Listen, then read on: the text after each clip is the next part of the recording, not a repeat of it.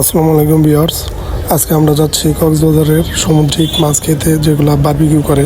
চলুন, দেখতেই পারতেছেন সামুদ্রিক মাছগুলো কত সুন্দরভাবে সাজিয়ে রাখছে তারা।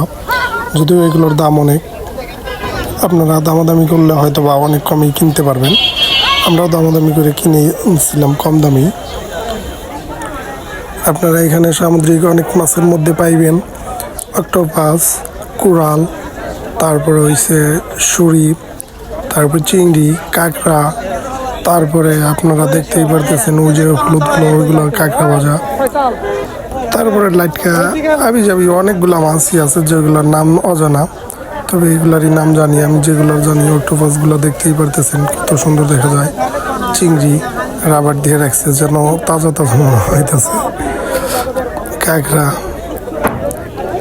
এটা কি যেন বলছিল মনে নাই। এগুলা কোরাল মাছ, এটা পোয়া মাছ আছে, টুনা মাছ আছে। আসলে ভিড়, মানুষের প্রচুর ভিড়, যেগুলোর মধ্যে দেখতেই পারতেছেন দামাদামও করাও কঠিন হয়ে যায়।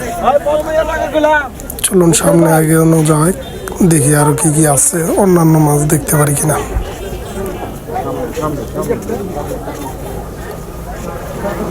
আমরা একটু এই মাছগুলো একটু দেখি, এগুলো কি কি মাছ আছে এই দোকানে। চিংড়ি, কাঁকড়া, টুনা, অক্টোপাস,